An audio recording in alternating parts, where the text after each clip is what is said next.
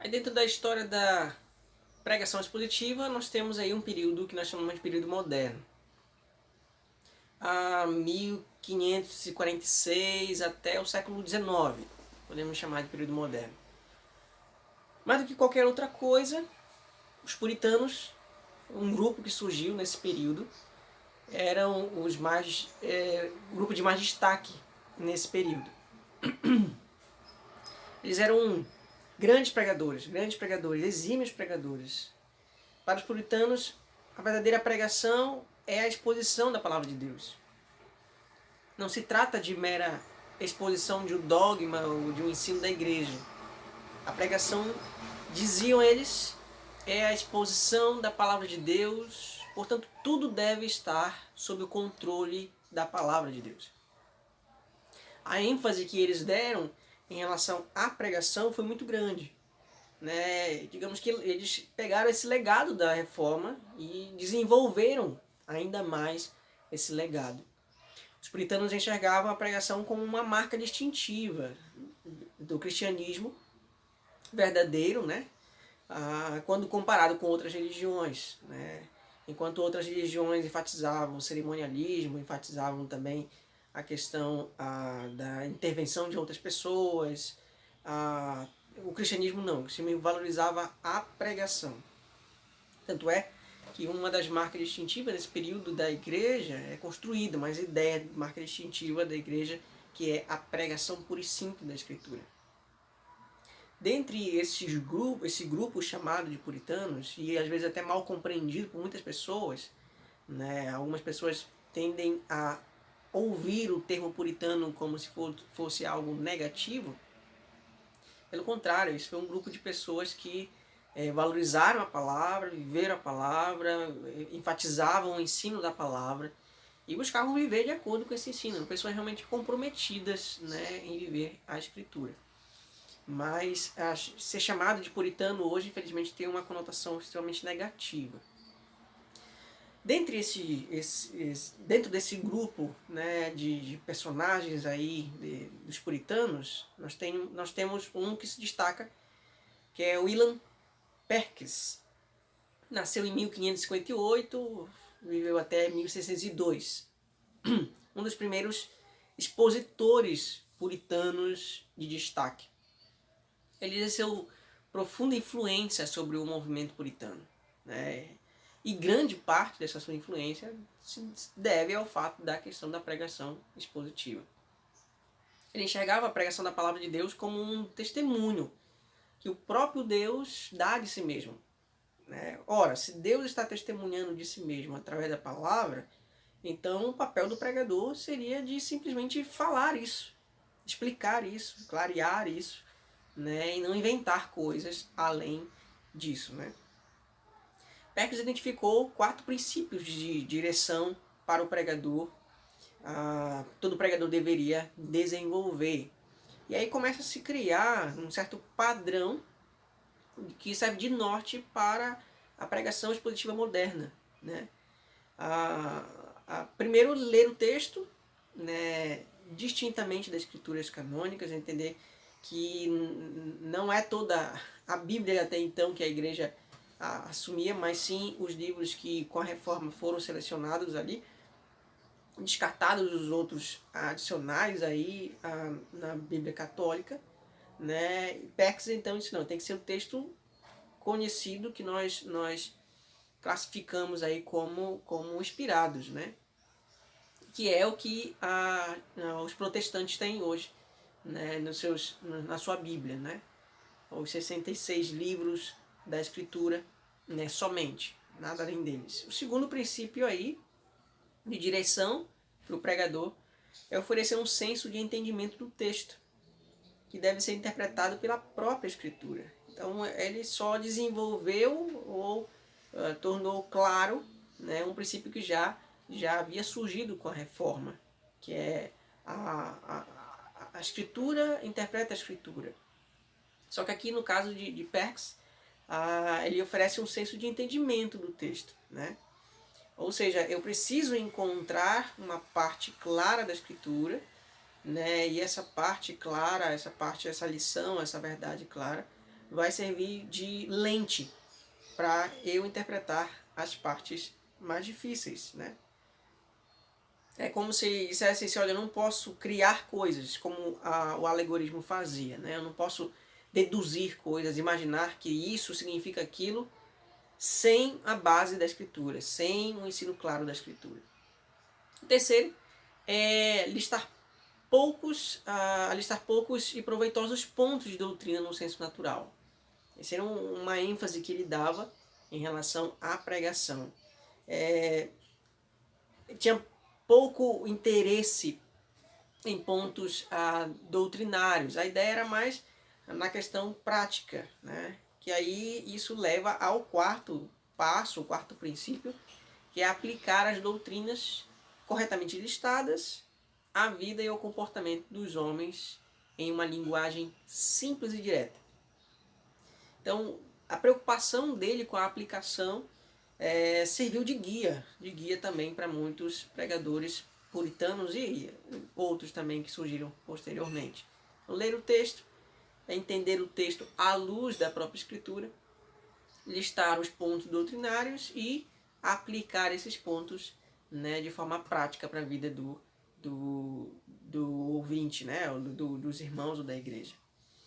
Alguns puritanos chegavam a pregar várias horas por vez, né, por acreditarem que nenhuma verdade da escritura pode ser apresentada em menos de 1 hora ou 2, né, de pregação. Então você vai encontrar aí pregações dos puritanos que são quase que livros, né, livros já escritos aí por causa desse entendimento de que precisava-se de tempo para explicar a escritura. E eles tinham esse amor, essa paixão pela pregação, pelo entendimento do texto, que fazia com que eles se prendessem cada vez mais no ensino sistemático e expositivo da escritura. Então, as pregações são pregações grandes, né, que os puritanos desenvolveram nesse período, justamente por causa dessa ênfase que eles tinham em relação à pregação. Alguns dos grandes pregadores puritanos que demonstraram grande habilidade como expositores, dentre eles vou citar alguns: Joseph Hall, Thomas Goodwin, Richard Baxter, né? Richard Baxter talvez seja o mais famoso de todos esses expositores puritanos, né? Richard Baxter ali competindo em questão de fama, né? De conhecimento com o Joe Owen. Foi um dos grandes também pregadores, um grande teólogos também dessa época, produzido nesse período, no período pós-reforma, conhecido como período moderno já. Outros expositores puritanos de destaque foram Thomas Manton, né, John Bunyan. Esse John Bunyan bem conhecido por causa do livro que escreveu, que tomou uma notoriedade muito grande, que foi O Peregrino, né? Diga-se de passagem, há dados que mostram que depois da Bíblia, O Peregrino foi um dos livros mais lidos, né, na história aí da produção literária, né? Foi um grande instrumento usado por Deus para pregar o Evangelho de forma bem didática e criativa, né? Quem já leu O Peregrino sabe aí da forma como John Bunyan desenvolveu a temática da vida cristã, né? Dentre outros também, Stephen Sharlock, né? William Grewnion, todos esses pregaram uma grande série de exposições, né? Mas o William, ele fez uma grande exposição em Ezequiel, né? Todos esses homens foram estudiosos, mas um destaque especial aí para esses que eu falei: Richard Baxter, Joe Owen, John Bunyan e William Grewey, né? Acho que é Grewey, mais ou menos a pronúncia dele. Todos esses homens foram grandes instrumentos de Deus no resgate, na preservação, na criação de um padrão para seguir em relação à palavra de Deus, e sempre buscando também explicar com clareza a verdade da Escritura aos outros, né? Nos próximos 50 anos, outras notáveis exceções aos pregadores tópicos, né, que existiam na época também, né, foram Andrew Fuller, Robert Hall, John Brooks, John Brown, acho que é mais ou menos assim a pronúncia do nome, dentre outros, né, Alexander Carson, né, o último do século XIX, né, produziram vários expositores importantes nos últimos anos aí, do século XIX, é importante principalmente na América e na Inglaterra. Dentre eles surgiu James Tolwyn, né, e também John Broadus, ou Brodus, também não sei mais ou menos a pronúncia do nome dele. Mas foram homens também de destaque no finalzinho ali do século XIX. Né? Outros mais conhecidos, mas também que se destacaram, né? Acho que talvez mais conhecidos para nós aqui no Brasil, foi John Riley. Né? John Riley tem vários livros escritos como exposição de livros inteiros, né, da Bíblia. Até tem uma série dele sobre Mateus, Marcos, Lucas, João, né, dentre outros livros também escritos com temas. Né. Esses 4 eu tenho aqui em casa, é muito bom, muita aplicação, muito objetivo, pelo menos esses livros, dentre outros com temas teológicos, santidade. É um livro grande, grosso, né, traduzido para o nosso idioma, que fez o Riley ser bem conhecido em nosso meio também. Outro destaque também foi Joseph Packer, né? Alguns conhecem como J.I. Packer. Né? Packer também é um grande escritor, né? bem conhecido no Brasil, várias produções já traduzidas para o nosso idioma. Né? É um homem de Deus mesmo, né? Foi usado para enfatizar também a exposição da Escritura, dentre outros livros que escreveu em vários temas também. Eu acho que o mais conhecido de todos esses foi o bem conhecido Charles Spurgeon. Né? Charles foi digamos, um leigo, né? Que estudou bastante, estudou com seu avô, com seu pai, né? Estudou na biblioteca desses homens também. A biblioteca facilitava muito o estudo dele. Foi um autodidata, Charles Spurgeon. Né? Teve vários momentos do seu ministério, momentos da depressão, mas que fizeram com que desse origem a muita produção. Muitos sermões de Charles Spurgeon foram traduzidos para vários idiomas, né? Vários idiomas mesmo, e isso acabou facilitando o acesso a um pouco da pregação. Uma boa parte da pregação de Charles não era pregação expositiva, mas ele tinha um domínio muito grande, muito bom da teologia, né? Que de certa forma facilitou a notoriedade dele como pregador, né? Conhecido e tido, chamado como o príncipe dos pregadores. Né? Mas a Charles Spurgeon foi bem conhecido, teve muitos sermões dele escrito toda semana, né? E produzido e vendido, né? E fez com que ele se tornasse um grande defensor da exposição do ensino da Escritura. O período termina com a fundação dos que eles chamavam de Sport Times, né? Tempo de expositores, né? Momento de expositores, lá no ano de 1889. Quem editou, fundou, vamos dizer assim, isso foi James Hastings, que foi o editor de vários dicionários, enciclopédias, né, conjunto de grandes comentários que promoveram a pregação expositiva. Né? William Robertson também foi um expositor bíblico e também editor do jornal O Expositor. Né? Esse era um jornal que foi muito usado para difundir a pregação, dentre elas também a pregação expositiva. Foi publicado nos anos de 1886 a 1923.